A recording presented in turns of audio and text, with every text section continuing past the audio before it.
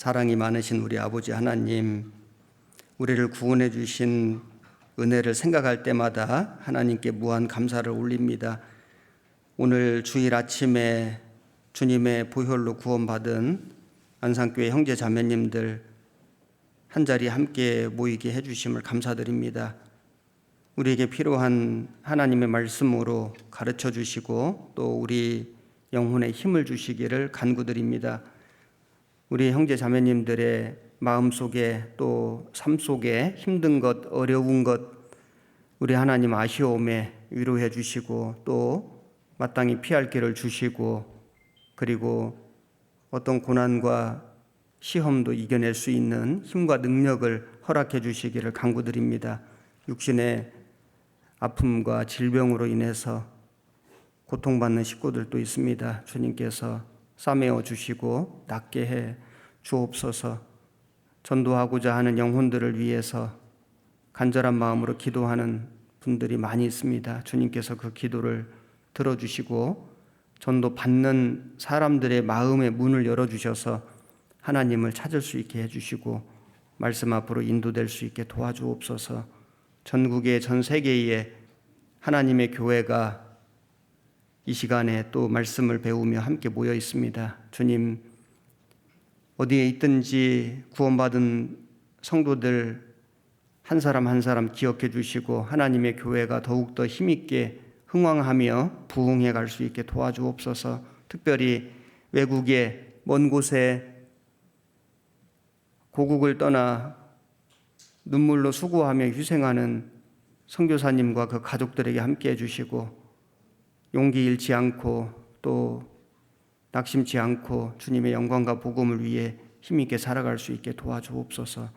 오늘 모든 말씀을 우리 주 성령님께 온전히 의지하옵고 우리를 사랑하시는 우리 구주 예수님 이름으로 기도드렸습니다. 아멘. 누가복음 7장을 찾겠습니다.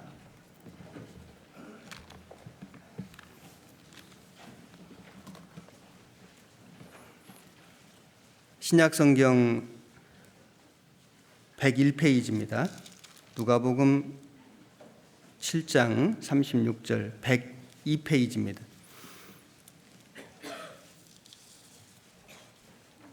(36절부터) 제가 몇 절 읽겠습니다. 한 바리새인이 예수께 자기와 함께 잡수시기를 청하니 이에 바리새인의 집에 들어가 앉으셨을 때에 그 동네에 죄인인 한 여자가 있어 예수께서 바리새인의 집에 앉으셨음을 알고 향유 담은 옥합을 가지고 와서 예수의 뒤로 그 발 곁에 서서 울며 눈물로 그 발을 적시고 자기 머리털로 씻고 그 발에 입 맞추고 향유를 부으니 예수를 청한 바리새인이 이것을 보고 마음에 이르되 이 사람이 만일 선지자더면 자기를 만지는 이 여자가 누구며 어떠한 자 곧 죄인인 줄을 알았으리라 하거늘. 우선 39절까지 먼저 읽었습니다. 오늘은 빚진 자라고 하는 제목으로 말씀을 드려보려고 합니다. 여기 한 바리새인이 예수님을 집으로 초청했습니다. 이 바리새인은 구원받은 사람은 아닙니다. 예수님을 구세주로 구주로 받아들인 그 사람은 아닙니다. 그런데 그 예수님을 대접하려는 마음을 가지고 자기 집에 초청을 했는데 그런데 죄인인 한 여자가 이 죄인인 한 여자는 향유 옥합을 깨뜨려서 부은 마리아가 아닙니다. 그 마리아가 향유 옥합 깨뜨려서 예수님께 부었는데 그 사건이 있었던 장소는 베다니였고 지금 이 사건이 있었던 이곳은 가버나움입니다. 그래서 다른 장소이고 다른 여자입니다. 여기 죄인인 한 여자라고 표현한 걸 봐서는 그 당시 여자의 그 대표적인 죄가 창기였거든요. 아마도 창기였을 거라고 여겨집니다. 죄인인 한 여자가 이 바리새인 집에 예수님이 오신 걸 알고 향유 옥합을 가져와서 그 예수님 그 뒤로 가서 그 발 곁에 울면서 눈물로 발을 적시고 그리고 그 향유를 붓고 그리고 머리털로 씻고 발에 입 맞추고, 이걸 보고 이 바리새인이 마음속으로 생각했습니다. 이분이 선지자였다면은, 이 예수님이 참으로 선지자였다면은 자기를 만지는, 자기에게 이 향유를 부은 이 여자가 얼마나 큰 죄인인 걸 알았을 텐데 하면서 판단하는, 그 마음속으로 그걸 비난하는 그 생각을 하고 있을 때 예수님께서 이제 말씀을 하신 겁니다. 두 사람이 빚을 졌는데 한 사람은 500데나리온을 졌고 한 사람은 50데나리온 빚을 졌는데, 데나리온은 하루 품삯이거든요. 그러니까 요즘 인건비로 치면은 하루 품삯을 한 20만 원 든다고 생각하면 500데나리온이면 한 1억 정도 되는 겁니다. 그 1억 정도 되는 돈을 빚진 사람이 있고, 또 50데나리온 빚진 사람이 있는데 50데나리온이면은 하루 일당 한 20만 원 치면은 1000만 원 되죠. 1억 원의 빚을 탕감받은 사람이 있고 1000만 원 빚을 탕감받은 사람이 있는데, 탕감을 해준 거니까, 탕감을 받은 거니까 어떤 사람이 더 사랑하겠느냐, 어떤 사람이 더 고마워하겠느냐, 예수님이 그 마음을 아시고 생각을 아시고 이걸 질문하신 겁니다. 40절 제가 이어서 읽겠습니다.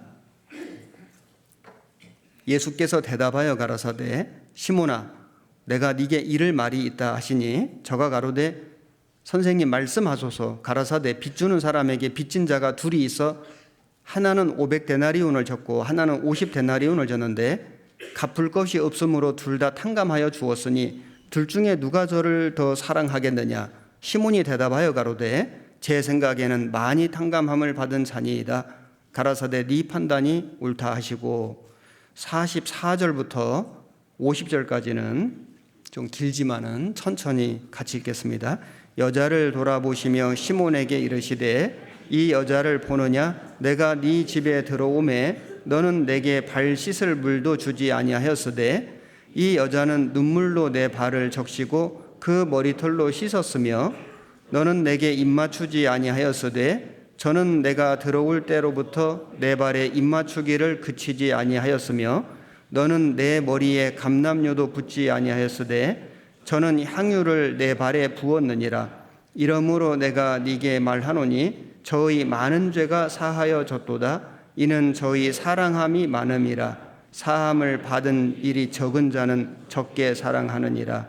이에 여자에게 이르시되 네 죄 사함을 얻었느니라 하시니, 함께 앉은 자들이 속으로 말하되 이는 누구이기에 죄도 사하는가 하더라. 예수께서 여자에게 이르시되 네 믿음이 너를 구원하였으니 평안히 가라 하시니라. 여기 500데나리온의 빚을 탕감받은 사람하고 50데나리온의 빚을 탕감받은 사람의 예를 들면서 누가 더 사랑하겠느냐. 많이 탕감함을 받은 사람이 사랑할 거라고 생각합니다. 네 말이 옳다. 그러지 않겠습니까? 이 바리새인은 그 당시 율법주의자였기 때문에 자기 죄가 적다, 모르겠습니다, 죄가 없다, 의롭다. 그 누가복음 18장에도 보면 성전에 기도하러 간 그 바리새인이 그 세리가 같이 기도하러 왔는데 그 세리를 판단하고 세리를 비방하고 자기는 하나님께 의롭다고 생각하고 기도했지 않습니까? 그래서 그 하나님께서 그 세리가 의롭다함을 받고 내려갔느니라, 그런 말씀이 나오는데, 이 바리새인도 자기의 의로운 것을 생각하고 자기 죄는 생각하지 않는 그런 사람이었던 것 같습니다. 그래서 저 여자가 창기인데, 정말 죄인인데 예수님이 저 여자가 누군지를 알았다면은 저렇게 여자가 자기 몸에 향유 붓는 그거를 그냥 놔뒀겠느냐 판단한 거죠. 비방한 겁니다. 예수님이 이 말씀을 하시면서 누가 더 사랑하겠느냐. 탕감함을 많이 받은 사람이 사랑할 거라고 생각합니다. 맞다고. 이 여자는 죄를 많이 사함받았기 때문에 감사가 크고, 그래서 이 향유 옥합을 가져다가 그 기름을 예수님께 붓고 눈물로 씻고 그 자기 머리털로 그 예수님의 발을 씻어주는 그 일을 한 겁니다. 사람들 중에 실제로 죄를 많이 진 사람이 구원을 받으면은 그 주님의 사랑에 대한 은혜가, 감사가 큽니다. 그래서 특별히 죄를 좀 더 많이 지었던 사람들은 구원을 확실하게 받고 그 구원받은 이후에 그 기쁨과 감사가 커서 그 변화되는 모습이 좀 더 많은 이런 경우가 있습니다. 좀 죄를 좀 심상하게, 좀 착하게 산 사람들은 구원을 받았지만은 또 그 구원받을 때 기쁨과 감사가 좀 적을 수도 있거든요. 네, 그런데 다 그런 건 아닙니다. 항상 그렇지는 않습니다. 사실 사람이 볼 때는 죄가 많다 적다 하지만은 하나님 보실 때는 50보 100보거든요. 거기서 거기입니다. 다 죄인입니다. 다 흉악한 죄인이거든요. 머리끝부터 발끝까지 다 지옥 갈 죄인인데, 사람이 봤을 때는 좀 죄가 많은 사람이 있고 죄가 적은 사람이 있다고 생각하지만은 하나님 보실 때는 다 똑같은 죄인이고 다 지옥 갈 사람인데, 대체적으로 자기 죄가 많다고 생각하는 사람, 그래서 이 죄를 예수님이 영원히 용서해 주신 것을 확실하게 믿은 사람이 대체적으로는 감사가 클 수 있습니다. 그런데 이런 경우가 있거든요. 어떤 사람은 죄를 많이 짓고 살았는데도 죄를 깨닫는 것이 적은 사람이 있어요. 많이 지었는데 죄를 잘 못 깨달아요. 심각하게 생각 안 해요. 그런 사람도 있지만 또 어떤 사람은 죄를 실제는 많이 안 지었어요. 객관적으로 보면은 다른 사람들에 비해서 죄를 적게 지었어요. 그럼에도 불구하고 그 자기의 죄를 굉장히 크게 생각하고 아주 통회하는 그런 사람도 있거든요.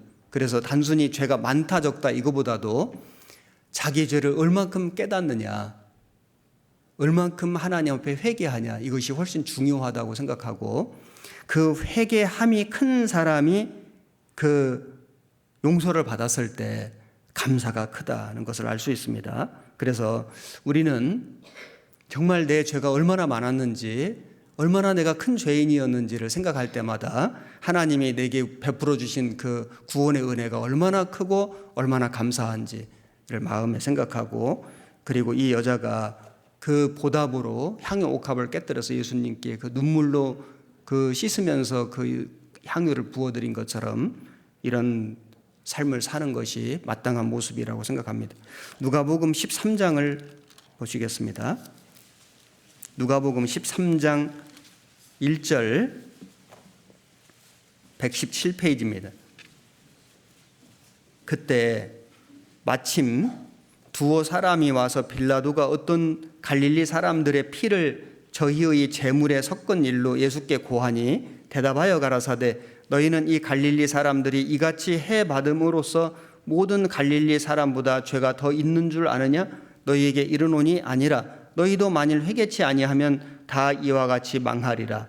또 실로암에서 망대가 무너져 치어 죽은 18사람이 예루살렘에 가 모든 사람보다 죄가 더 있는 줄 아느냐? 너희에게 이르노니 아니라 너희도 만일 회개치 아니하면 다 이와 같이 망하리라.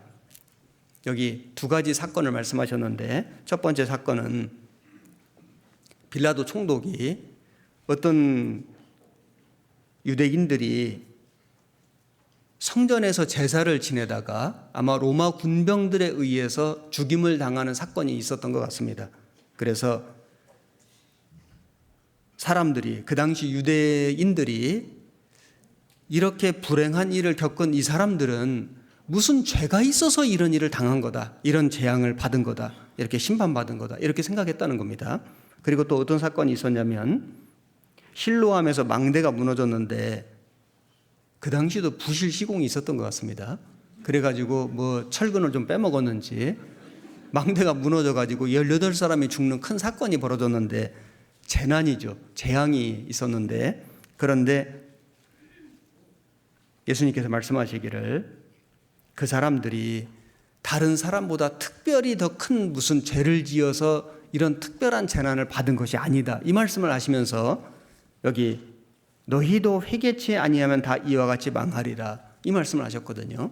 그런데 여기 2절에 보면 죄가 더 있는 줄 아느냐, 이 죄라고 하는 헬라어 단어하고 4절에 보면은 모든 사람보다 죄가 더 있는 줄 아느냐. 이 죄라는 단어하고 우리말로는 똑같은 죄인데 헬라어는 좀 다른 단어를 썼거든요.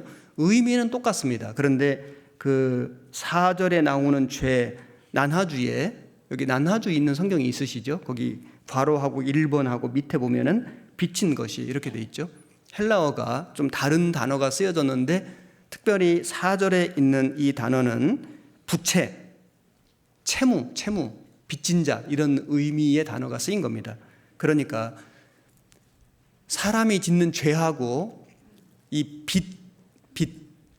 빚진 거, 이거하고는 같은 의미다, 이걸 말씀하신 거거든요. 어떤 의미에서 이것이 유사하냐면은 죄는 반드시 갚아야 되는 겁니다.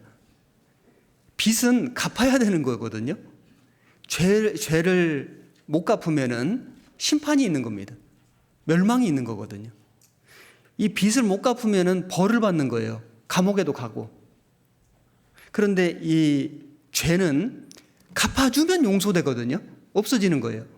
빚도 마찬가지입니다. 누가 대신 갚아주면은 또는 탕감해주면은 없어지는 거예요. 그래서 이 죄하고 이 빚을 이렇게 우리말로는 같은 죄인데 헬라어로는 좀 다른 단어를 썼지만 의미 자체는 같은 겁니다. 그래서 우리가 하나님 앞에 죄를 진 거는 빚을 진 거다. 그런데 우리는 이 죄를 갚을 능력이 없지 않습니까? 이 빚을 갚을 능력이 없으니까 우리 예수님이 오셔서 우리 죄값을 대신 치러주신 거예요. 죄값을 다 치러주시고, 말하자면 이 빚을 대신 갚아주시고 탕감해 주시고 없는 걸로 해주시고, 그래서 우리는 이 죄의 삭선 사망인데 죽지 않도록, 심판받지 않도록, 지옥 가지 않도록 우리를 구원해 주신 거지 않습니까? 빚을 갚아 주신 거다. 같은 의미로 말씀하신 겁니다. 그래서 유대인들은 당시 관습적으로 어떤 재앙이 있으면 반드시 죄를 지어서 된 거다, 이렇게 판단하는 경향이 있었기 때문에 예수님께서 이 두 가지 사건을 말씀하시면서 이 사람들이 이런 재앙을 받은 것은 그들이 무슨 특별한 죄가 있어서 더 큰 재앙 받은 게 아니고 모든 사람이 다 죄인인데 회개치 않으면 멸망받는 거다 하는 것을 이 본보기로 말씀하신 겁니다. 우리도 살면서 이 사회적인 어떤 재난, 국가적인 어떤 재난, 이런 게 있지 않습니까? 그 재난을 당한 사람들이 그렇지 않은 사람보다 무슨 더 특별한 죄가 있어서 재난 당하는 건 아니지 않습니까? 그런데 우리가 그걸 보면서 교훈받는 것은 맞죠. 어떤 사람들의 불행한 일, 어떤 불행한 사건들을 보면서 우리도 이 죄를 회개 안 하면은 얼마든지 그런 불행한 일을 겪고 심지어는 이제 하나님 앞에 영원한 심판을 받고 멸망할 수밖에 없다는 것을 우리가 이 교훈받는 것은 필요한 겁니다. 우리는 구원받은 사람들은 죄를 탕감받은 사람들입니다. 빚으로 말하면 빚을 졌는데 이 빚 때문에 감옥에 가야 되는데, 지옥에 가야 되는데 예수님이 우리의 빚을 대신 갚아주시고 탕감해 주신 겁니다. 구원을 받지 않은 사람은 바리새인처럼 생각하거든요. 바리새인은 예수님을 자기 집으로 초대는 했습니다. 대접은 한 거죠. 그런데 예수님을 구세주로 받아들인 사람이 아닙니다. 자기 죄로 회개한 사람이 아니에요. 그런 기독교인이 많지 않습니까? 그런 사람들이 구원받은 사람들을 오해하고 비난합니다. 우리가 구원을 받고 정말로 하나님을 사랑하고 하나님의 은혜에 보답하려고 희생하고 헌신하고 열심히 살아가면은 그렇게까지 사냐고 비난하고 비방하는 사람들이 있거든요. 구원 안 받은 기독교인 가족들도 구원받고 신앙생활을 열심히 하면은 그걸 비난하고 비방하는 일들이 있습니다. 왜냐하면은 탕감받은 적이 없기 때문에, 은혜 받은 적이 없기 때문에 그 기쁨과 감사함이 없는 거예요. 우리는 엄청난 죄를 용서받았고 그 죄라고 하는 그 빚을 탕감받은 사람들인데, 우리의 죄를 없애주신, 우리 빚을 대신 갚아주신 그 예수님께 엄청난 빚을 진 겁니다. 무슨 말씀이냐면은 우리가 이 죄 때문에 심판을 받고 지옥 갈 운명이었고 엄청난 이 죄라고 하는 빚을 지었는데 예수님이 대신 죽어주심으로 피 흘려서 우리 죄를 갚아주심으로 탕감받았지 않습니까? 그래서 이제 지옥 가지 않습니다. 우리는 구원을 받았고 천국 갈 믿음과 소망이 있습니다. 그런데 우리는 구원받은 사람은 내 죄를 대신 갚아주신, 내 빚을 대신 탕감해 주신 예수님께 빚을 졌다는 겁니다. 사랑의 빚을 진 거죠. 그리고 구원받은 사람들이 모여있는 이 교회에게 빚을 진 겁니다. 왜냐하면 교회가 있었기 때문에 이 교회가 함께 모여서 기도하고 전도 집회를 준비하고 많은 사람이 희생하고 헌신해가지고 전도를 했지 않습니까? 이 교회당도 짓고 그리고 모시고 오고 식사도 대접하고 많은 사람들이 수고해서 말씀을 전했고 그 말씀을 듣고 내가 구원을 받았으니까 구원받은 사람은 자기가 구원받은 그 교회에 일종의 빚을 진 겁니다. 그리고 나를 전도해 준 사람 있지 않습니까? 어떤 사람이든지 대부분은 처음부터 환영하고 와서 구원받은 사람은 많이 없습니다. 거의 없습니다.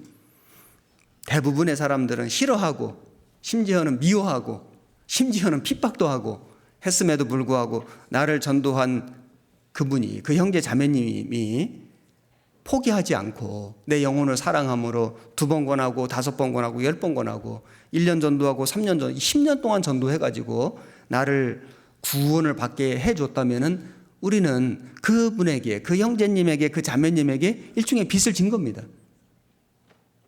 그래서 우리는 이 빚진 사람이다. 사랑의 빚을 진 거죠. 은혜의 빚을 진 겁니다. 은혜의 빚을 지고 사랑의 빚을 진 사람들은 어떻게 살아가야 할 것인가? 오늘 이 문제를 좀 생각해 보겠습니다. 우선은 로마서를 보겠습니다. 로마서 1장.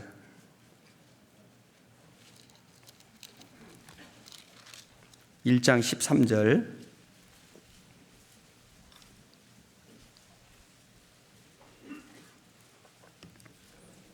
(239페이지입니다) 13절 한 절만 같이 읽겠습니다. 형제들아, 내가 여러 번 너희에게 가고자 한 것을 너희가 모르기를 원치 아니하노니 이는 너희 중에서도 다른 이방인 중에서와 같이 열매를 맺게 하려 함이로되 지금까지 길이 막혔도다. 사도 바울이 로마를 가고 싶어 했습니다. 왜냐하면은 그 로마에 복음이 전해져 가지고 하나님의 교회가 든든히 서기를 간절히 바랬습니다. 그리고 또 한 가지는 그 로마는 그 당시 세상의 중심이거든요. 그 로마에 가서 복음을 전하고 구원받은 사람들이 교회를 세우면은 그 로마의 많은 사람들, 많은 나라의 사람들, 전 세계 사람들이 거기가 세상 중심이니까 거기를 오지 않습니까? 그러면은 그들에게 복음이 전해지고 자연스럽게 이 복음이 전 세계로 전파될 것을 알았기 때문에 로마에 가서 전도하기를 원했습니다. 그래서 바울은 너희 중에서도 다른 이방인 중에서와 같이 열매를 맺게 하려 함이로되 지금까지 길이 막혀도다. 열매를 맺게 하려. 그래서 이 열매라고 하는 것은 첫 번째는 복음을 전해가지고 구원받으면은 생명의 열매가 맺히는 거고 그 생명의 열매가 맺힌 사람이 신앙생활을 잘 해가지고 성령님의 열매가 맺히겠죠. 그 두 가지를 다 의미한다고 할 수 있습니다. 그런데 지금까지는 길이 막혔도다. 가고 싶은데 전도하고 싶은데 아직은 하나님이 허락 안 하신 겁니다. 이 당시까지는. 나중에 하나님 허락하셨죠. 어떻게 허락하셨습니까? 복음 전하다가 죄수의 몸이 돼가지고 압송이 된 거예요. 그래가지고 미결수 상태로 그 로마의 그 셋집에서 2년 동안 전도하는 걸 하나님 허락하셨습니다. 결국에 로마에서 목자를 순교했죠. 14절입니다. 헬라인이나 야만이나 지혜 있는 자나 어리석은 자에게 다 내가 빚진 자라. 그러므로 나는 할 수 있는 대로 로마에 있는 너희에게도 복음 전하기를 원하노라. 내가 복음을 부끄러워하지 아니하노니 이 복음은 모든 믿는 자에게 구원을 주시는 하나님의 능력이 됨이라. 첫째는 유대인에게요 또한 헬라인에게로다. 여기 사도 바울은 이방인의 사도라고 불리웠습니다. 베드로는 유대인의 사도죠.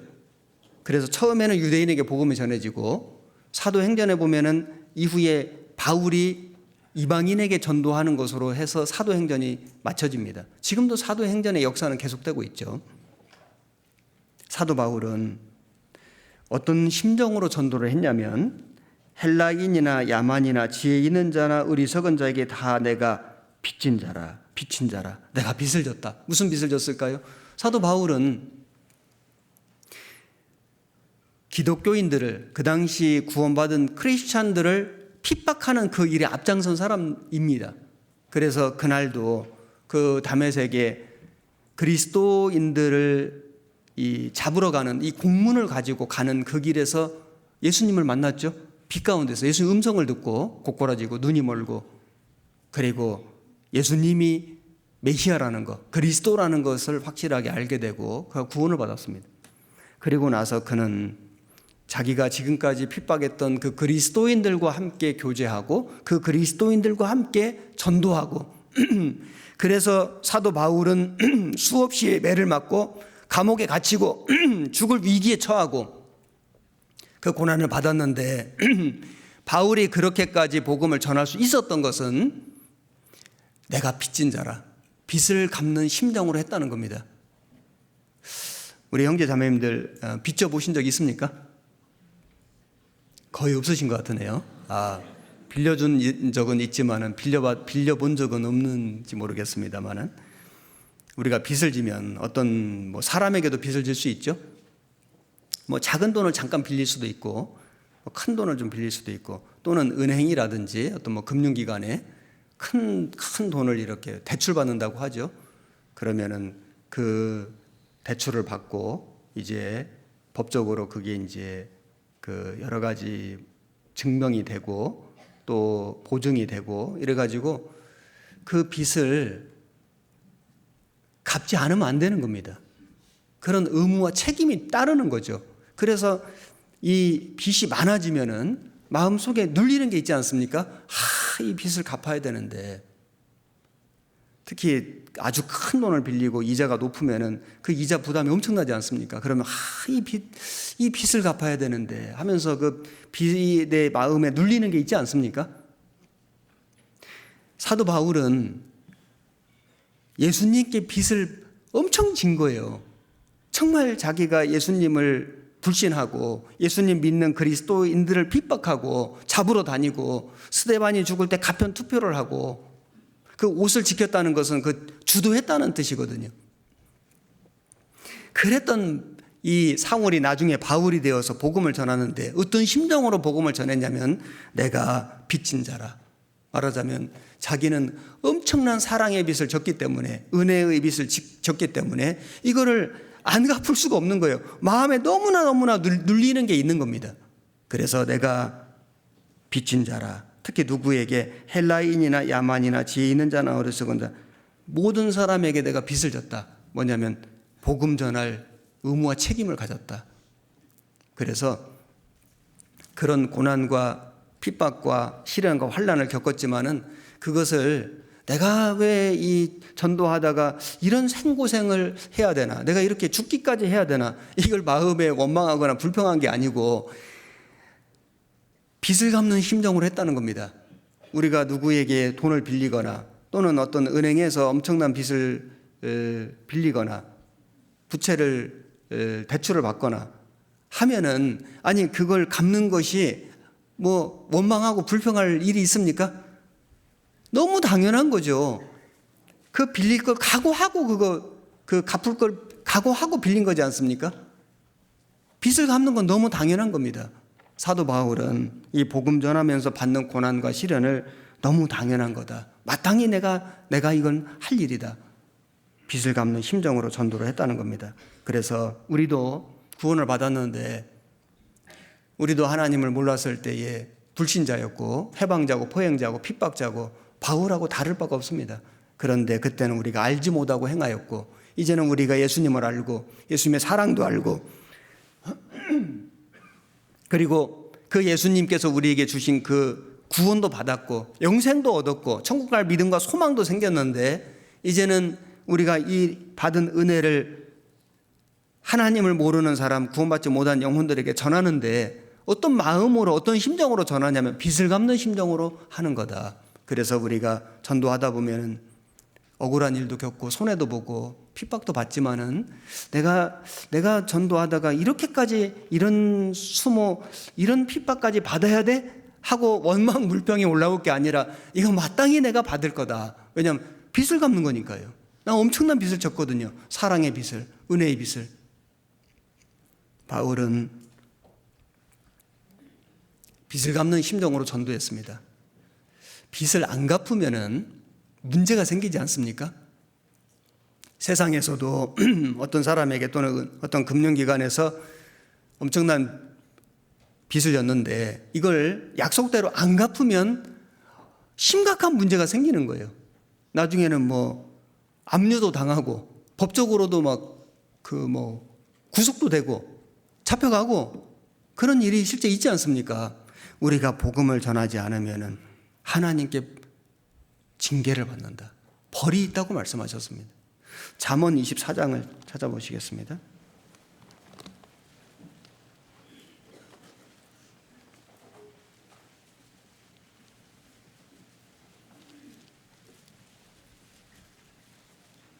잠언 24장 11절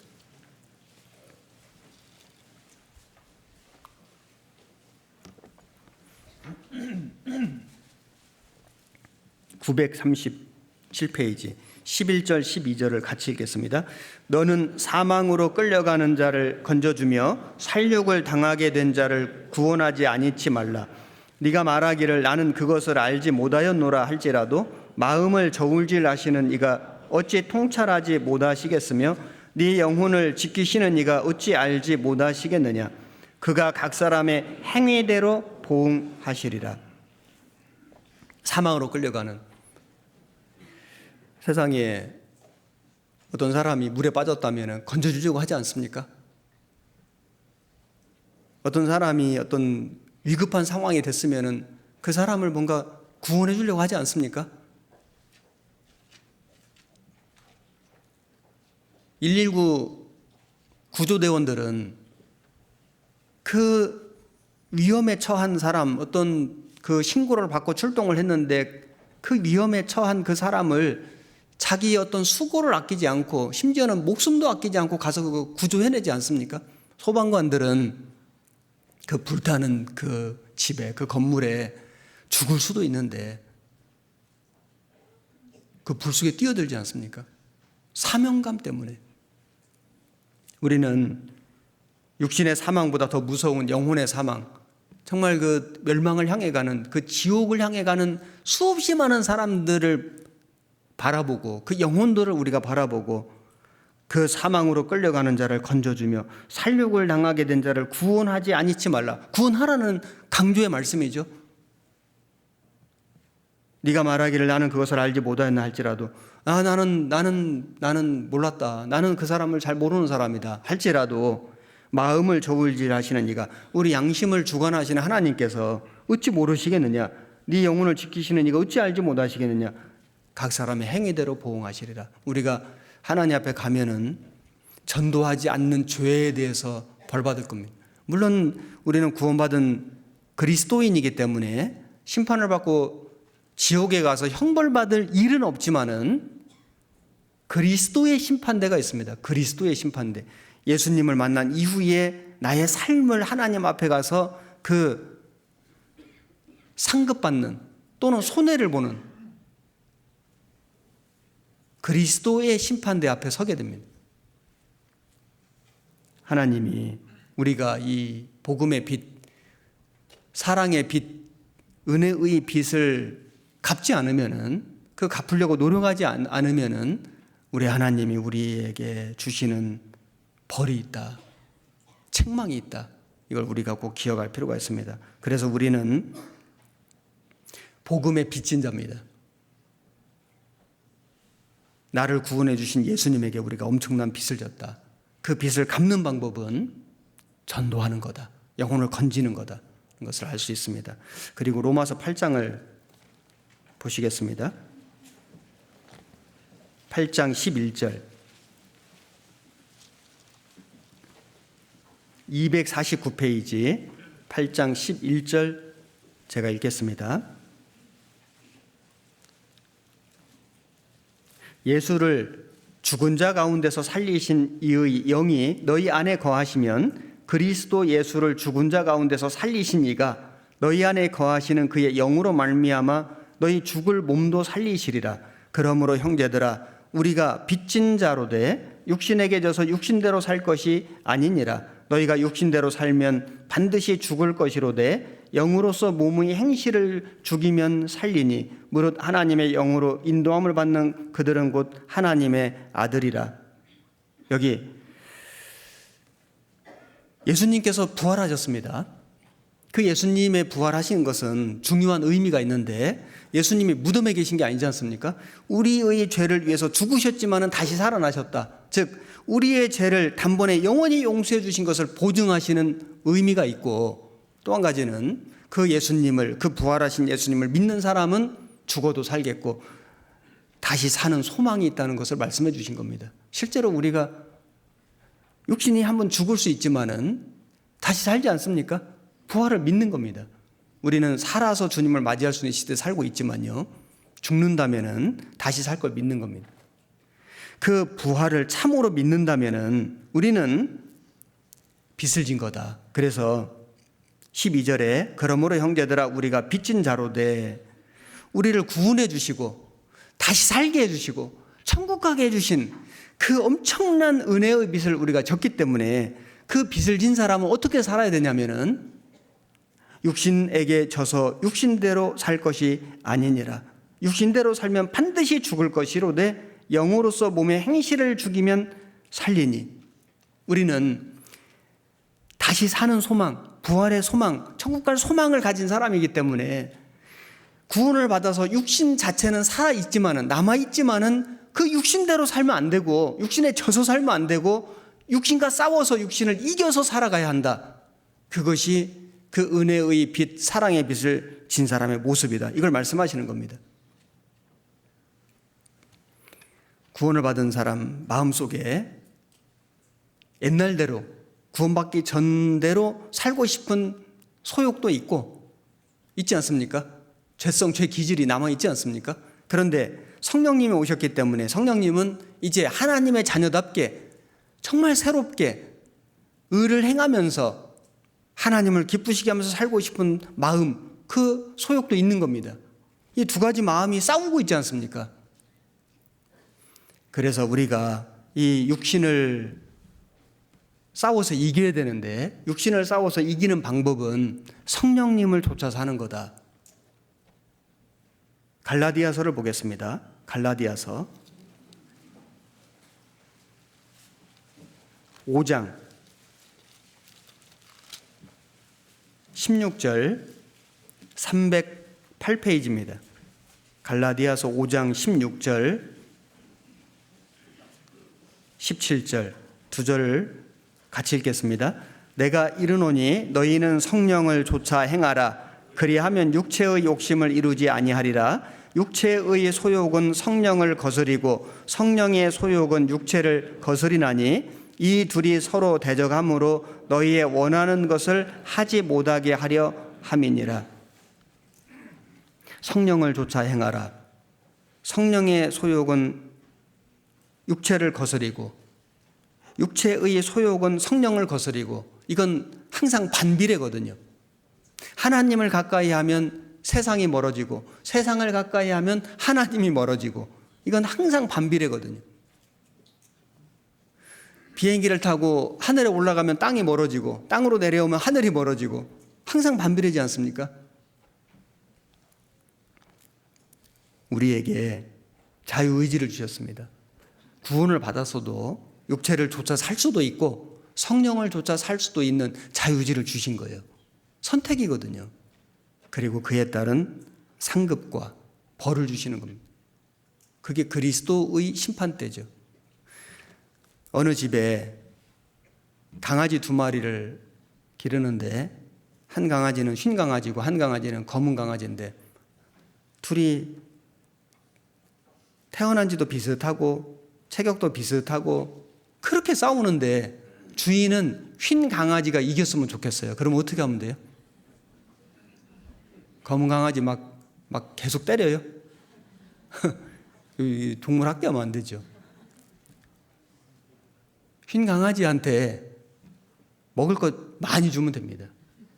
영양가 높은 거, 배부르게, 힘나게 먹을 거 많이 주고 보살펴주고, 그리고 검은 강아지는 최대한 안 주고 못 먹을 거 주고, 그것도 동물 학대인가요? 여하튼 최대한 안 주고 맛있는 거 안 주고 안 모살피고 이렇게 하면은 시간이 좀 지나면은 흰 강아지는 점점 건강해지고 힘이 세지고 검은 강아지는 점점 힘이 없어지고 나중에는 그냥 숨만 쉬고, 그러면 이거 뭐 싸움이 안 되지 않습니까? 무조건 이기는 거 아닙니까? 우리가 구원을 받았는데 우리 속에 성령님이 계시고 육신이 있지 않습니까? 육체의 본성이 있는 건데 우리가 이 성령을 조차 행하면은, 즉 성령님의 공급을 받아서 성령 충만한 삶을 살아가면 내 안에서 이 영이 강건해지고 육체는 육신은 점점 힘을 잃고 육신 자체가 없어지지는 않지만은 본성이, 이 죄성이 사라지진 않지만 힘이 없는 거예요, 힘이. 그러면 우리가 이 신앙의 싸움에서 이길 수 있지 않습니까? 어떻게 하면은 우리 영이 강건해질까요? 그래서 주일날 오시는 겁니다. 주일날 말씀 배우고 수요일날 그래서 오시는 거예요. 수요일날 교회 오시는 게 아주 습관이 되고 규칙이 된 사람하고 수요일날 시간 되면 오고 컨디션 좋으면 오고 그러지 않으면 안 오는 사람하고 다릅니다. 심지어는 수요일은 안 간다, 나는 그냥 썬데이 크리스찬이다, 나는 주일만 간다, 이렇게 혹시 뭐 규칙 정하신 분은 안 계시죠? 그거 별로 좋지 않습니다. 다릅니다. 누구를 위해서 가주는 게 아니고 나를 위해서 가는 거예요. 요즘에는 뭐 유튜브나 인터넷으로 얼마든지 말씀을 들을 수 있습니다. 하지만은 집에서 편안하게, 심지어는 누워서 말씀 듣다가 자다가 깨다가 듣다가 하는 그거 하고 정말로 수고해서 버스 타고 자동차 가지고 와서 힘들게 주차하고 와서 여기서 정말 이렇게 올바른 마음과 자세를 가지고 말씀 듣는 거하고 완전히 다릅니다. 조금 다른 게 아니고요, 완전히 다른 거예요. 아마 코로나 기간에 경험 많이 해보셨지 않습니까? 코로나 기간에 우리가 오고 싶어도 못 왔습니다. 그런데 처음에는 너무 그게 당황스럽고 마음이 힘들고 그랬는데 시간이 지나니까 익숙해지고, 아, 이거 할만한데, 이거 뭐 코로나 계속되면 좋겠는데 모르겠습니다. 그런 분이 혹시 있었을는지. 좋은 거 아닙니다. 육신은요, 한없이 게을러집니다. 육신을 쳐서 복종시켜야지 육신하고 타협하면 안 되거든요. 엄청난 손해를 보는 겁니다. 그걸 자기가 몰라서 그렇지 통장에서 돈이 막 빠져나가 봐요. 들어오는 거 놓고 막 계속 빠져나가 봐요. 잔고가 없어져 봐요. 마이너스 통장이 되고 막 계속, 그러면 얼마나 그 마음에 그 고민이 되지 않습니까? 내 영혼에 계속 손해를 보고 계속 힘을 잃고 은혜가 사라져 가는데 왜 그거에 대해서는 고민 안 합니까? 주일날 말씀 들으러 오고 수요일날 정말 늦더라도 오고, 그게요 내 영혼에 힘을 쌓는 겁니다. 봉사하고 수고하고 희생하고 나를 위해서 하는 거예요. 물론 주님을 위해서도 하는 거죠. 나를 위한 겁니다. 그래서 성령을 조차 행하면은 육신의 소욕을 이겨낼 수 있습니다. 이것이 빚진 사람의 자세다. 구원받은 사람은 성령님이 들어오셔서 내주하고 계시지 않습니까? 그래서 성령님이 구원받은 사람을 우리 주님 재림하실 때 데리고 가시는 거예요. 그 엘리에셀 종이 그 리브가를 데리고 그 이삭에게 갔지 않습니까?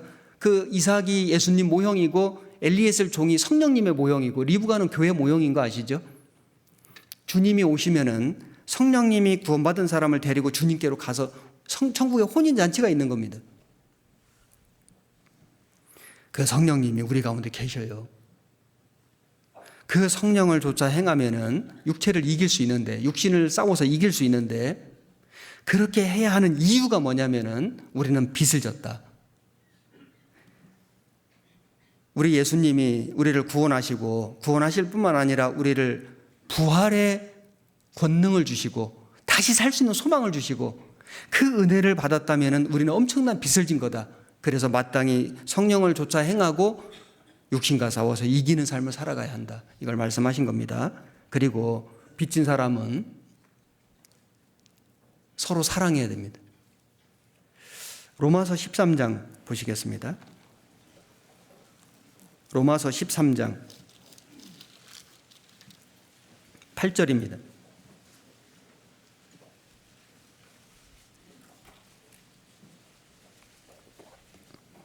257페이지 13장 8절 9절 8절 9절 10절까지 같이 읽겠습니다. 피차 사랑의 빚 외에는 아무에게든지 아무 빚도 지지 말라. 남을 사랑하는 자는 율법을 다 이루었느니라. 간음하지 말라, 살인하지 말라, 도적질하지 말라, 탐내지 말라 한 것과 그 외에 다른 계명이 있을지라도 네 이웃을 네 자신과 같이 사랑하라 하신 그 말씀 가운데 다 들었느니라. 사랑은 이웃에게 악을 행치 아니하나니 그러므로 사랑은 율법의 완성이니라. 여기 사랑의 빚 외에는 아무에게든지 아무 빚도 지지 말라. 이 말씀은 사랑의 빚은 져도 된다, 이 말씀이죠. 사랑의 빚이라는 게 뭘까요? 우리가 구원을 받고 신앙생활을 하는데 어떤 형제님, 어떤 자매님에게 사랑을 많이 받았어요. 빚을 진 겁니다. 구원 간증하시는 분들의 대부분 보면 교회를 처음 왔을 때 먼저 구원받은 형제 자매님들이 그렇게 친절을 베풀어 주고 사랑으로 음식 대접해 주고 나를 좀 마음 편하게 말씀만 집중할 수 있게 그렇게 아주 애절하게 그 보살펴 주고 그리고 도와주고 나를 챙겨주고 그 사랑을 그 기억하지 않습니까? 그걸 간증하시는 분들이 참 많거든요. 그 사랑 때문에, 그 형제 자매님들의 그 사랑 때문에 구원받은 거예요. 물론 십자가에 죽어주신 예수님의 사랑이 있었기 때문에 형제 자매님들도 그 사랑을 베풀어 준 거지만은 그 사랑을 받은 그게 빚인 겁니다. 사랑의 빚은 져도 된다. 그래서 사랑을 많이 받는 것이 빚을 지는 거죠. 우리는 정말 빚을 많이 졌습니다. 그런데 또 내가 그 사랑을 받은 만큼 다른 사람을 사랑해요. 또 친절을 베풀어요. 나중에 구원받은 사람을 위해서 내가 더 수고해요. 구원받지 않은 영혼들을 전도하기 위해서 내가 희생해요. 밥을 사고 이 교회 올 수 있게 차를 제공하고 운행해드리고 보살펴드리고 물질로도 도와주고 사랑을 베푸는 거지 않습니까? 그게 사랑을 빌려주는 거예요. 서로 사랑받고 사랑하고 이게 빚이 점점 많아지는 거죠. 서로에게 빚이 많아지는 거예요. 이 사랑의 빚은 져도 된다. 많이 질수록 좋다. 이게 율법의 완성이다. 그 사랑이 율법의 완성이다. 이걸 말씀하신 겁니다. 그 율법의 대표적인 두 가지 계명이 하나님을 사랑하고 이웃을 사랑하라, 그 말씀이지 않습니까? 사랑의 빚은 얼마든지 져도 좋다. 많이 질수록 좋은 거다. 이걸 말씀하신 겁니다. 그런데 아무에게든지 아무 빚도 지지 마라. 자, 이 말씀을 오해하면 빚 지면 안 된대. 여기 아무에게든지 아무 빚도 지지 마라. 그러면은 형제 자매님들 간에 돈 빌려주는 것도 절대 하면 안 되고 은행에 가서 대출 받는 것도 안 되고 여기 대출 받아 쓰신 분 계시죠? 뭐 건축원금 하려면은 어디 뭐 신협이나 어디 거래하는 그 은행이나 그런 어떤 금융기관에서 돈도 빌리고 하지 않습니까? 마이너스 통장도 쓰시고. 뭐 사업하다 보면은 빚 없이, 부채 없이 사업하는 분 거의 없습니다. 자기 돈만 가지고 사업하는 사람이 얼마나 되겠습니까? 어떤 기업이든지 나라, 국가든지 다 빚이 다 있거든요. 그러면 다 이 말씀을 어긴 거냐? 이 말씀의 원래 뜻은 그런 빚을 절대 지지 말라든지 은행에서 돈을 빌리지 말라든지 이런 뜻이 아니고, 원래 이 뜻은 다른 사람에게 또는 국가에게 해야 할 의무가 있다면 그 의무를 다해야 된다. 만약에 다른 사람에게 또는 다른 어떤 국가에게 빚을 진 것이 있다면 그 빚을 다 갚아야 된다. 이런 뜻이거든요. 그래서 이게 공동 번역에는 어떻게 돼 있냐면, 이게 이제 영어 성경에도 보면 명확하게 돼 있는데, 공동 번역에는 남에게 해야 할 의무를 다하십시오. 이렇게 돼 있습니다. 남에게 해야 할 의무를 다하십시오. 아무리 해도 다할 수 없는 의무가 한 가지 있는데 그건 사랑의 의무입니다. 이렇게 번역돼 있고, 현대어 성경에는 여러분이 남에게 빚을 진 것이 있다면 다 갚으십시오. 이렇게 돼 있습니다. 그러니까 이 의미가 절대 빚을 지지 마라 이거보다는 빚을 졌다면 그걸 반드시 갚아야 된다. 그래서 다른 사람에게 부담을 주거나 폐를 끼치거나 손해를 입히면 안 된다. 그리스도인은 그 의무를 성실하게 수행해야 한다. 이걸 말씀하신 겁니다. 그래서 이 앞에 7절에 보시면 모든 자에게 줄 것을 주되 공세를 받을 자에게 공세를 바치고 국세 받을 자에게 국세를 바치고 두려워할 자를 두려워하며 존경할 자를 존경하라. 이 13장 1절부터 7절까지는 국가에서의 생활, 그리스도인이 이 국가 안에서의 어떻게 생활할 것인가를 말씀해 주신 거고, 8절부터는 개인과 개인 간의 생활 속에서 어떻게 우리가 살아가야 할 것을 가르쳐 주신 내용이지 않습니까? 그리스도인은 이 국민의 의무가 있지 않습니까? 납세 의무, 뭐 국방의 의무, 뭐 교육의 의무, 또 하나 뭐 있습니까? 4대 의무가 있는데 졸업한 지 오래돼가지고 하나 뭐예요? 근로의 의무. 그래서 납세 의무, 세금 내야 되거든요. 그리스도인이 이 국가에서 그 정한 법, 제도, 규칙, 이걸 어기면 안 됩니다. 교회도 마찬가지예요. 교회도 국가에서 정한 법과 제도를 지켜야 되거든요. 세금을 안 낸다든지 미룬다든지 떼어 먹는다든지 정말 그래서는 안 됩니다.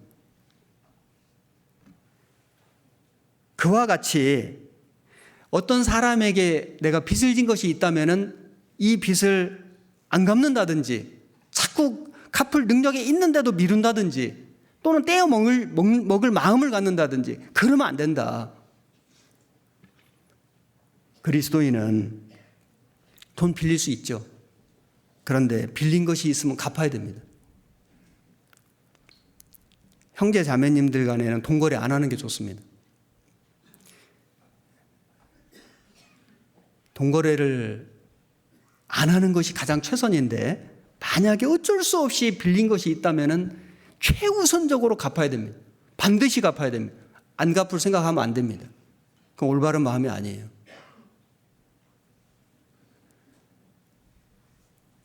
정말 지금 다 갚을 수가 없다면 약속을 하고 성실하게 계속해서 갚아야 됩니다. 자기 쓸 건 다 쓰면서 왜 안 갚습니까?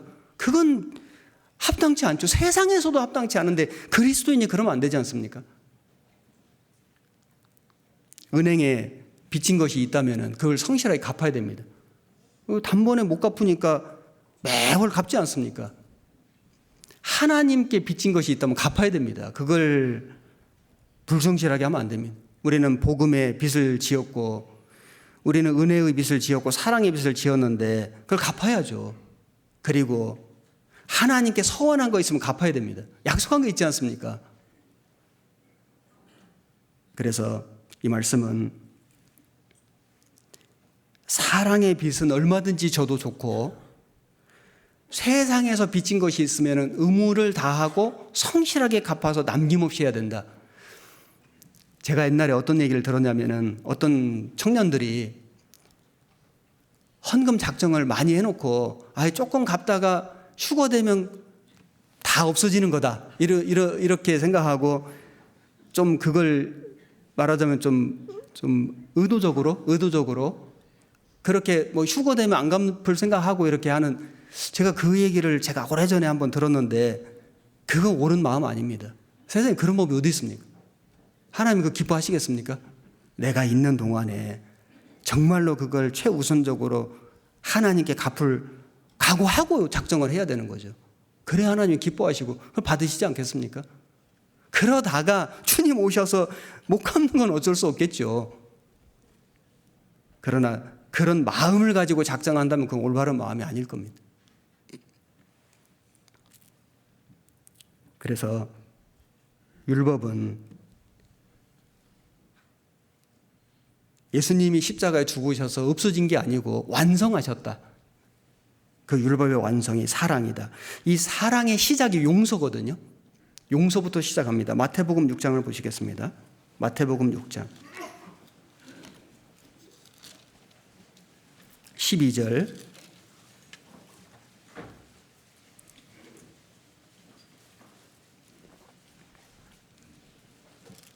7페이지 신약성경 마태복음 6장 12절 한 절만 같이 읽겠습니다.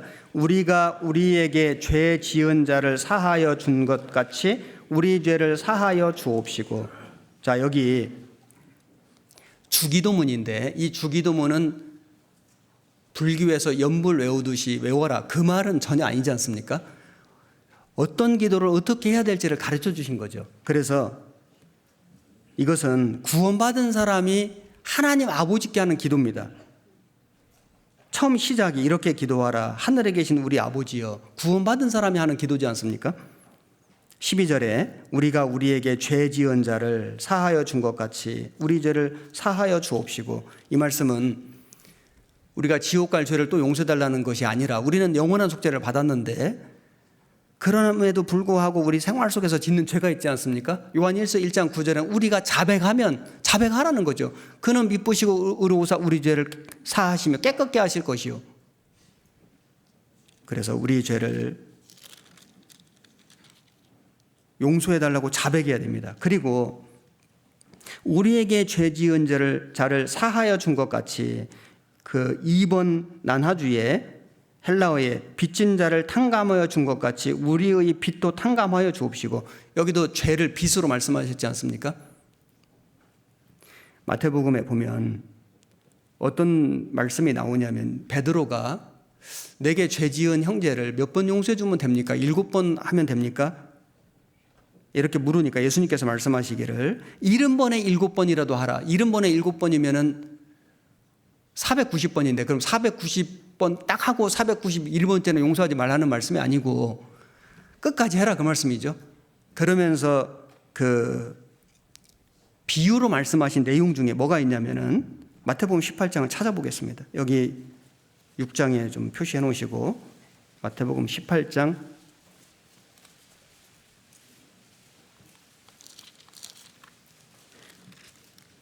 23절 이러므로 천국은 그 종들과 회개하려 하던 어떤 임금과 같으니 회개할 때에 1만 달란트 빚진 자 하나를 데려오매 갚을 것이 없는지라 주인이 명하여 그 몸과 처와 자식들과 모든 소유를 다 팔아 갚게 하라 한데 그 종이 엎드려 절하며 가로되 내게 참으소서 다 갚으리이다 하거늘 그 종의 주인이 불쌍히 여겨 놓아보내며 그 빚을 탕감하여 주었더니 그 종이 나가서 제게 100데나리온 빚진 동관 하나를 만나 붙들어 목을 잡고 가로되 빚을 갚으라 하매 그 동관이 엎드려 간구하여 가로되 나를 참아주소서 갚으리이다 하되 허락하지 아니하고 이에 가서 저가 빚을 갚도록 옥에 가두거늘. 그래서 이 사람을 나중에는 다시 옥에 가두고 그리고 빚을 다 갚도록 했다 이 말씀이 나오는데 어떤 사람이 1만 달란트 빚을 졌습니다. 이 달란트가 얼마냐면요 6천 데나리온이거든요. 6천 데나리온이면은 데나리온이 하루 품삯이니까 이걸 계산하면 16년간 품삯입니다. 그런데 1 데나리온이 16년간 품삯인데 1만 달란트니까 이걸 계산하면 16만 년 품삯이거든요. 이게 감이 안 잡히죠. 16만 년, 1,000년도 아니고 1만 년도 아니고 16만 년 동안 일한 값을 탕감받은 거, 엄청난 빚을, 이거 뭐 감도 안 잡히는 엄청난 돈을 탕감받은 사람이 있었는데, 그런데 이 사람이 탕감받고 그 감옥에서 나오자마자 뭘 어떻게 했습니까? 자기한테 빚진 100데나리온 100일치 품삯이지 않습니까? 100데나리온 자기한테 빚진 그 사람을 잡고, 목을 잡고, 빨리 너 빚 갚아. 너 빚 안 갚으면 옥에 가둬버릴 거야. 가둬버렸습니다. 이걸 주인이 듣고 그 1만 달란트 탕감받은 종을 다시 불러가지고 노하여 빚을 다 갚도록 옥졸들에게 붙이니라. 그러면서 말씀하시기를 33절, 내가 너를 불쌍히 여김과 같이 너도 네 동관을 불쌍히 여김이 마땅치 아니하냐 하고, 35절, 너희가 각각 중심으로 형제를 용서하지 아니하면 내 천부께서도 너희에게 이와 같이 하시리라. 우리는 1만 달란트 빚 탕감받은 사람들입니다. 16만 년 품삯만큼 엄청난 어마무시한 죄를 탕감받은 사람 맞지 않습니까? 그런데 그렇게 엄청난 죄를 탕감받고 지옥 안 가고 이제는 천국까지 가게 해주신 그 은혜의 빚을 졌는데, 사랑의 빚을 졌는데, 복음의 빚을 졌는데, 나에게 조금 잘못한 거, 누가 나에게 조금 잘못한 거, 말 한마디 실수한 거, 나한테 조금 손해 끼친 거, 내 마음 기분 좀 속상하게 한 거, 그거를 용서를 못한다면은 그게 정말로 이 빚을, 이 엄청난 빚을 탕감받은 사람으로서 합당하냐 말씀하시는 겁니다. 우리가 그 사람을 보면은, 나에게 좀 잘못한 사람, 나한테 좀 죄를 진 사람을 보면은 용서하는 게 쉽지 않지만은, 나를 구원해 주신, 나를 용서해 주신, 나를 천국 보내주신 그 예수님의 그 은혜와 사랑을 생각하면 사실 용서 못할 사람이 없거든요. 그렇지 않습니까? 그래서 골로새서에 보면 누가 네게 혐의가 있거든 서로 용납하여 피차 용서하되 주께서 너희를 용서하신 것 같이 너희도 그리하고, 주께서 너희를 용서하신 것과 같이, 이걸 기억해야 되죠. 그 사람이 나한테 조금 잘못한 거, 실수한 거, 이것만 가지고 골방에 들어가서 묵상할 게 아니고, 예수님이 나에게 베풀어 주신 그 엄청난 은혜와 사랑을 묵상하고, 그 주신 그 은혜의 힘으로, 사랑의 힘으로 용서하되 너희도 그리하고 이 모든 것 위에 사랑을 더하라. 용서할 뿐만 아니라 그 사람을 사랑까지 하는, 그거는 우리가 복음의 빚진 자이기 때문에, 은혜의 빚을 졌기 때문에, 정말 엄청난 죄를 탕감받았기 때문에 그리스도인만이 할 수 있는 겁니다. 세상 사람들은 할 수가 없습니다. 하는 척 하지만 불가능합니다. 우리는 사랑의 빚을 진 사람들이다. 이 빚을 갖고 사는 겁니다. 그리고 로마서 15장 보시겠습니다. 로마서 15장 25절.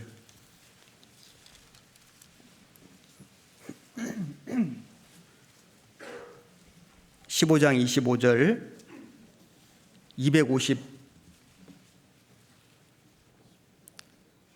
260페이지.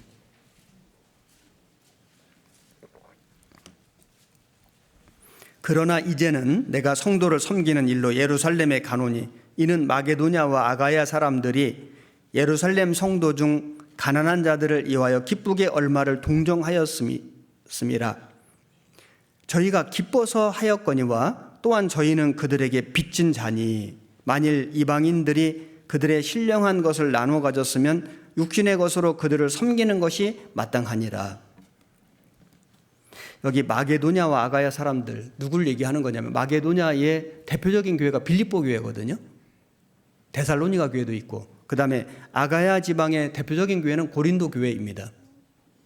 예루살렘 성도들이 그 핍박과 환난 속에서 복음을 전해가지고 마게도냐 지방에 교회가 세워지고 아가야 지방에 교회가 세워졌습니다. 그런데 예루살렘 교회가 엄청난 핍박을 받고 엄청난 극심한 가난 속에 있으니까 이 마게도냐와 아가야 사람들이, 교회들이 마음을 모아서 힘을 모아서 헌금을 모아가지고 예루살렘으로 보냈거든요. 그 말씀을 하는 겁니다. 그래서 바울이 말하기를 27절에 저희가 기뻐서 하였거니와 또한 저희는 그들에게 빚진 자니 빚을 졌다. 무슨 빚을 졌을까요? 아니, 예루살렘 교회가 먼저 구원을 받고 그들이 그 환난과 핍박 속에서 그 수고와 희생함으로 복음을 전해줬지 않습니까? 그래서 구원을 받았다면은 그 마게도냐 아가야 교회들은 예루살렘 교회에 빚을 진 거다.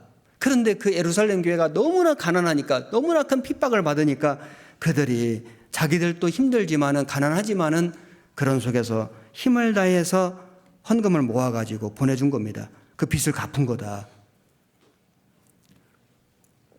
우리가 우리의 물질을 주님께 드리는 거, 이게요, 빚을 갚는 겁니다. 11조를 정확히 드리는 거, 이게 처음엔 좀 어려울 수 있지만은, 야, 이 돈이면 내가 뭘 할 수 있는데, 이런 생각 할 수 있지 않습니까, 인간적으로? 그런데 우리가 하나님께 물질을 드릴 때 빚을 갚는 심정으로 해야 된다. 이게 원래 내 것이 아니고 원래 하나님 건데 하나님이 빌려주신 거를 내가 다시 돌려드리는 거다. 그게 맞거든요. 빚을 갚는 심정으로 하면은 아깝지가 않은데 내 거를 센 것으로 드린다 생각하니까 아까울 수 있는 거예요. 어떤 사람에게 내가 돈을 1,000만 원 빌렸는데 기한이 돼가지고 내가 1,000만 원을 돌려주는데 아깝습니까? 이상한 사람이죠. 이거 아까운데 안 줘도 되는 걸 괜히 주네. 이런 사람은 뭔가 생각이 잘못된 거 아닙니까? 우리가 하나님께 11조를 드리는데 마땅히 드릴 걸 드리는 거예요. 그동안 안 드리던 걸 이제 드리는 겁니다. 헌금도 마찬가지입니다. 우리가 빚을 갚는 심정으로 해야 된다. 고린도후서 8장을 보겠습니다. 고린도후서 8장 1절 292페이지 8장 1절 형제들아 하나님께서 마게도냐 교회들에게 주신 은혜를 우리가 너희에게 알게 하노니 환난의 많은 시련 가운데서 저희 넘치는 기쁨과 극한 가난이 저희로 풍성한 연보를 넘치도록 하게 하였느니라. 내가 증거하노니 저희가 힘대로 할 뿐 아니라 힘에 지나도록 자원하여 이 은혜와 성도 섬기는 일에 참여함에 대하여 우리에게 간절히 구하니 우리의 바라던 것뿐만 아니라 저희가 먼저 자신을 주께 드리고 또 하나님 뜻을 조차 우리에게 주었도다. 여기 로마서 15장 말씀과 관련된 말씀이죠. 그래서 마게도냐 교회들이 환난의 많은 시련 가운데 그 극한 가난 가운데 풍성한 연보를 해서 예루살렘 교회를 도왔다. 이걸 사도 바울이 고린도 교회에다 얘기를 해주는 겁니다. 그들이 힘대로 할 뿐 아니라 힘에 지나도록 자원했다. 형편껏 한 게 아니라 형편에 지나도록 도저히 할 수 없는 것을 했다는 겁니다. 왜 그렇게 했냐면은 빚을 갚는 심정으로 한 거다. 빚을 졌으니까 복음을 전해줬지 않습니까? 자기들에게 그 희생과 수고를 통해서 복음을 전해준 그 은혜의 빚, 사랑의 빚, 그 복음의 빚을 갚는 심정으로 했기 때문에 그들은 아낌없이 할 수 있었다. 그래서 먼저 자신을 주께 드리고 물질을 드리기 전에 자기를 하나님께 바쳤다. 그런 마음으로 했다는 겁니다. 이렇게 할 수 있는 것을 하나님은 이걸 은혜라고 했습니다. 은혜. 성경의 다른 로마서에는 열매라고 했거든요. 열매. 이 헌금을 은혜라고. 우리가 어떤 물질을 다른 사람에게 베풀어 주고 하나님께 드리면 인간적으로 육신적으로 생각하면 아깝다, 손해본다 생각할지 모르는데 이걸 신앙적으로 보면은 은혜다. 그렇게 할 수 있는 게 은혜다. 그렇게 할 수 있는 그것이 열매다. 그것도 열매다. 이렇게 말씀하신 겁니다. 어떤 사람이 친구에게 이런 말을 했습니다. 자기가 아들을 기르는데 돈이 너무 많이 든다는 거예요. 어렸을 때는 뭐 장난감 사달라고 하더니 이제 초등학교 가니까 뭐 자전거 사달라 하고 중학교 고등학교 가니까 뭐 교복 사달라 무슨 가방 사달라 또 스마트폰 사달라 그러더니 이제 대학 가는데 막 등록금 엄청 들 것 같다는 거예요.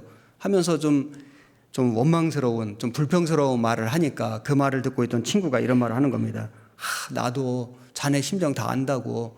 나도 우리 아이가 어렸을 때 장난감 사주고, 그 다음에 초등학교 다닐 때 뭐 인라인 스케이트 사주고, 자전거도 사주고, 중학교 가니까 또 뭐 교복 맞춰달라 하고, 또 뭐 농구공, 축구공 사달라 하고, 고등학교 다니니까 또 뭐 스마트폰 사달라 하고 그랬는데, 이제는 그 아이가 자기한테 아무것도 사달라고 안 한다는 거예요. 아무것도 사달라고 안 한다는 거예요. 그 친구가 말하기를 우리 아들이 한 달 전에 죽었다는 겁니다.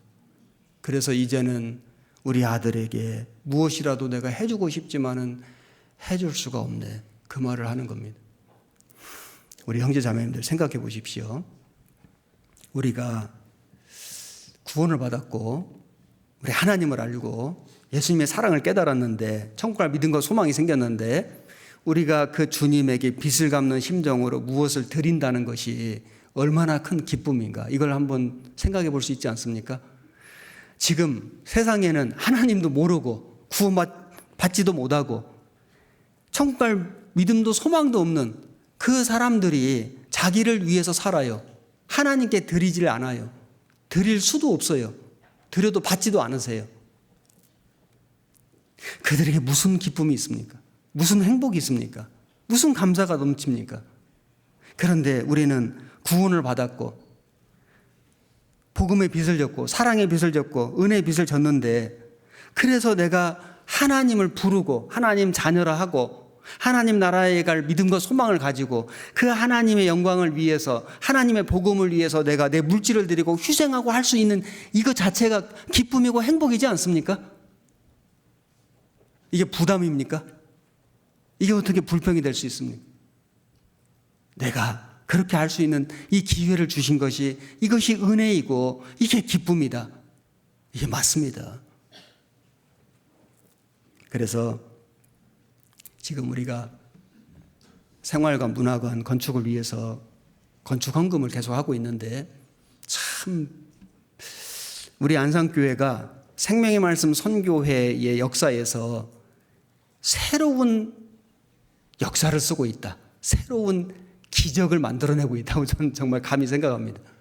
지금까지 건축을 계획하고 또 이 과정마다 절차마다 정말 공정하게 정말 많은 의논을 거쳐서 정말 순적하게 질서 있게 이렇게 일을 해오는 이 과정도 다른 많은 교회들에게 표준이 되고 새로운 모델이 되고 선한 영향력을 끼치고 그리고 우리 성도들이 정말 잔치처럼 기쁨으로 헌금하고 헌신해가지고 이 물질을 모으고 그래서 이것을 은혜롭게 마친다면은 정말 우리가 선한 영향력을 끼치는 교회가 될 겁니다. 단순히 건물 짓는 것이 목표가 아니고 우리의 믿음이 건축되고 교회 신앙이 건축되는 그런 역사가 쓰여질 거라고 확신합니다. 오늘 제가 빚진 자라고 하는 제목으로 말씀드렸습니다. 기도하겠습니다. 하나님 감사드립니다. 우리는 우리 예수님으로부터 복음의 빚을 지었고 또 은혜와 사랑의 빚을 많이 졌습니다. 이제 우리가 주님 오시는 날까지 살아가면서 이 복음의 빚진 자로서 은혜와 사랑의 빚을 갚아가면서 사는 저희들 되게 해 주옵소서. 우리 안산교회가 그동안 많은 사람들을 하나님 앞에 인도했습니다. 하나님의 교회가 세워지고 지금 더 든든히 세워지고 더 부흥하게 하기 위해서 건축을 준비하고 있습니다. 우리 하나님 이 모든 것을 잘 아시고 또 지금까지 역사해 주신 것에 대해서 감사드립니다. 앞으로 이루어지는 모든 과정마다 순서마다 우리 주님의 선하신 손길로 함께해 주셔서 우리 하나님께 영광이 되고 우리 모두에게는 큰 기쁨이 되며 이뤄진 영혼들을 하나님께로 많이 인도하는 역사를 일으켜 주옵소서. 남은 모든 순서를 주님의 능하신 손길에 의지하고 부탁드립니다. 우리를 사랑하시는 우리 구주 예수님 이름으로 기도드렸습니다. 아멘.